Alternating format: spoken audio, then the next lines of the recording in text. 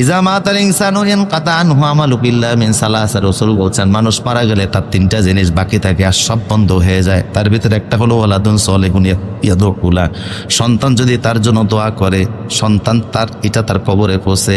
সে যদি লোকটা ইলমে দ্বীনের খেদমত করে তার কবরে পৌঁছে। সদকা জারিয়ার কোনো ভালো কাজ যদি সে জমিনে রাখা যায় তাহলে এটাও তার কবরে পৌঁছে।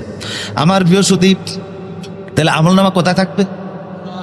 হাসরের ময়দানে ফেরেশতাদের সামনে। আল্লাহ ওই যেই ফেরেশতারা তার এগুলি লিখছিল, লেখার ফেরেশতা আছে এখানে 5 জন। কয়জন? 5 জন আছে। আমলনামা আসমানে উঠিয়ে আনে প্রতিদিন, এটা আলাদা ফেরেশতা।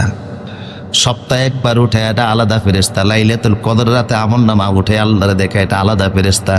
কিন্তু যেই 5 জন নিয়মিত আপনার এখানে থেকে আমলনামা লেখছে, হাসরের ময়দানের এক পর্যায়ে আপনার গলা থেকে আমলনামা বের করে আল্লাহর সামনে হাজির করে দিয়ে বলবে, আল্লাহ এই হলো আসামি, এই হলো তার আমলনামা। গলা থেকে বের করে কাগজের মতো এটা ফেরেশতা হাতের মধ্যে ফেসাইবে। তাফসীরের মধ্যে আসছে, কাগজের মতো হাতের মধ্যে নিয়ে আল্লাহর সামনে দিয়া বলবে, এবার আপনি নেন, কোরআনের সামনে রেখে এবার তার বিচার করেন। কারণ প্রশ্নপত্রের নাম কি ছিল? কথা বলেন, কি ছিল প্রশ্নপত্রের নাম? কোরআন। তো কোরআনের সামনে রেখে এবার তার আসামিও হাজির, মুহাম্মদ সাল্লাল্লাহু আলাইহি ওয়াসাল্লাম উপস্থিত। আর হলো তার এই আমলনামা, এটা দেখে আপনি বিচার করেন। আমলনামা শুধু এই উপকার না, আমলনামার হাসরে একটা বড় উপকার আছে।